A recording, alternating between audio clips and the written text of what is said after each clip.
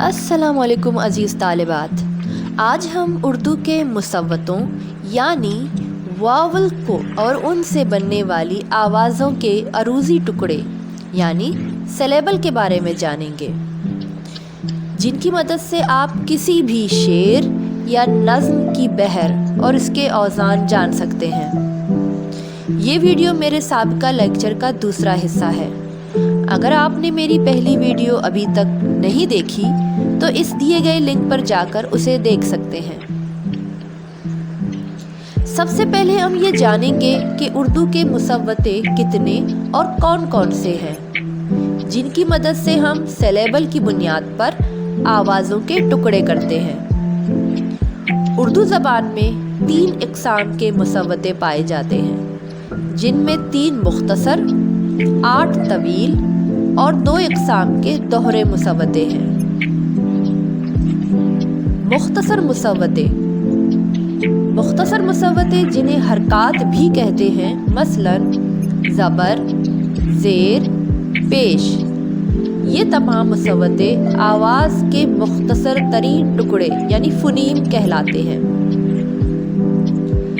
طویل مصوتے اردو کے 8 طویل مصوتے ہیں، جن میں الف مقصورہ، عین، حمزہ، ہائے حوض جو لفظ کے آخر میں آئے، مثلاً تھا، جا، شمع، نا وغیرہ، یہ ایک مکمل آواز کے برابر ہوتا ہے، اور شعر میں بعض مقامات پر اگر لفظ کے آخر میں آئے تو مختصر مصوتہ یعنی زبر سے بدل دیا جا سکتا ہے۔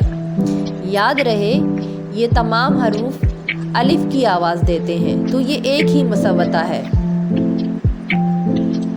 الف ممدودہ یعنی الف مد آ، جیسے آج، آپ، آرام، آنا، آب، یہ مکمل 2 آواز کے برابر ہوتا ہے۔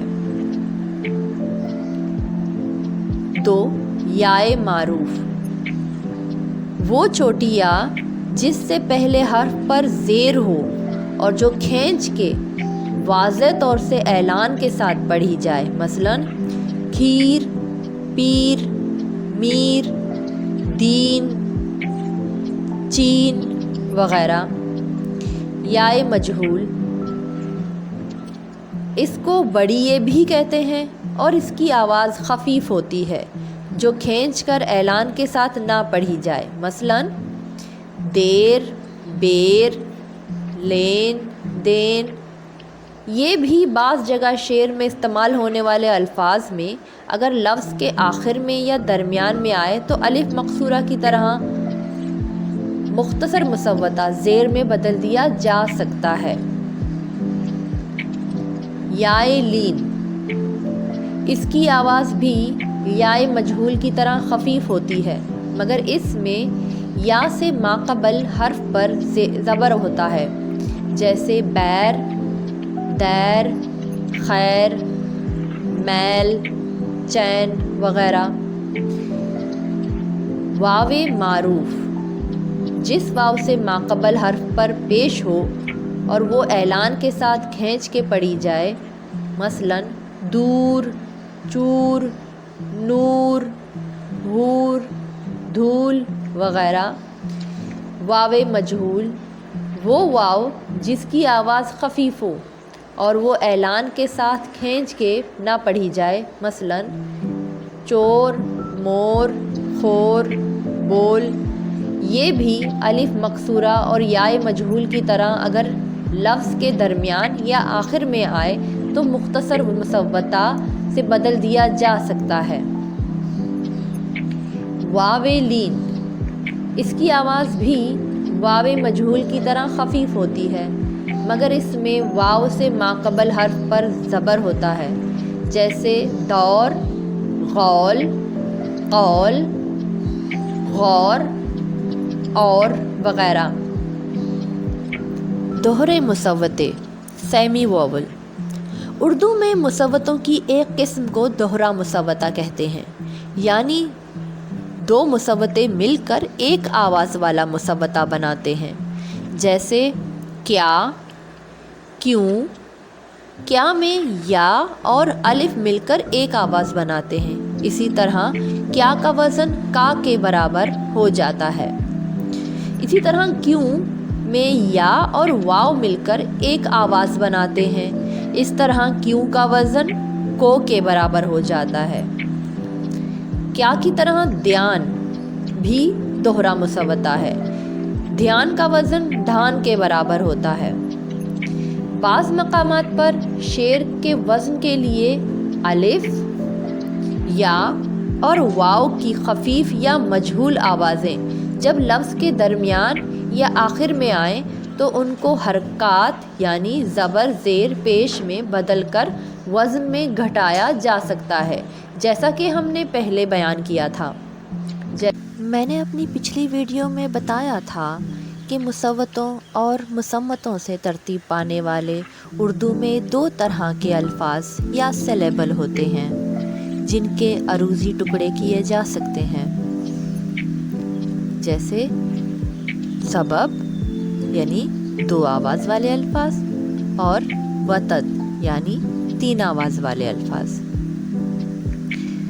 دو آواز والے الفاظ کی بھی دو اقسام ہوتی ہیں۔ پہلی قسم والے الفاظ میں ہمیشہ پہلا حرف متحرک یعنی حرکت کے ساتھ ہوتا ہے اور دوسرا حرف ساکن، جیسے تم، میں، جو، تھا وغیرہ۔ دوسری قسم والے الفاظ میں دونوں حروف متحرک ہوتے ہیں اور تیزی سے پڑھے جاتے ہیں۔ اردو میں ایسا کوئی علیحدہ لفظ نہیں، البتہ شعری اوزان میں آوازوں کی ترتیب میں ایسے الفاظ یا آوازیں بن جاتی ہیں، جیسے دل ناداں میں لفظ دلے کی دال اور لام دونوں حرکت کے ساتھ ہیں۔ اگر دل ناداں کو تیزی سے پڑھیں گے تب یہ آواز ترتیب پاتی ہے، اگر اسے کھینچ کے پڑھیں گے تو یہ سحب حرفی لفظ بن جاتا ہے۔ تین آواز والے الفاظ۔ اردو میں تین آواز والے الفاظ بھی دو طرح کے ہوتے ہیں۔ پہلی قسم میں ایسے سہ حرفی الفاظ جن کا پہلا اور دوسرا حرف متحرک اور تیسرا حرف ساکن ہو، مثلاً چمن، مہک، قبر وغیرہ۔ شعری اوزان میں یہ ترتیب دیکھیے: مہک پری سنو ذرا کہاں چلی، ملو مجھے وہاں جہاں کوئی نہ ہو۔ یہ تمام الفاظ سہ حرفی کی ترتیب سے بنے ہیں اور ایک ترنم بھی بن رہا ہے۔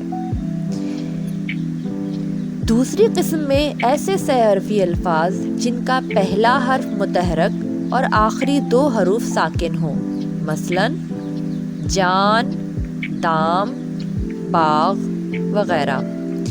ایسے الفاظ میں اکثر آخری حرف شعر میں عروضی ٹکڑے کی مناسبت سے دوسرے الفاظ کے ساتھ جڑ کر آواز کی ترتیب بناتا ہے، جیسے یہ فقرہ دیکھیے: باغ میں شام کو کون جاتا رہا ہے۔ اب اس فقرے کی 2 3 کی ترتیب کے مطابق ٹکڑے کریں تو تیسرا حرف بعد میں آنے والے لفظ کے ساتھ جڑ کر ترتیب کو مکمل کرتا ہے۔ دیکھیے: باغ میں شام کو کون جاتا رہا ہے۔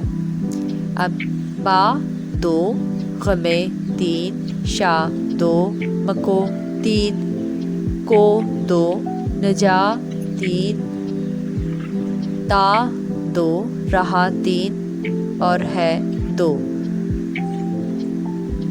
امید ہے آج کی ویڈیو اوزان شعر کی جانچ کے لیے آسان اور مفید ثابت ہوئی ہوگی۔ اگر مزید ایسی ویڈیوز دیکھنا چاہتے ہیں تو ہمارے چینل کو سبسکرائب کیجیے اور ساتھ بیل آئیکن کو بھی کلک کیجیے تاکہ آپ تک میری ویڈیوز بر وقت پہنچتی رہیں۔ شکریہ۔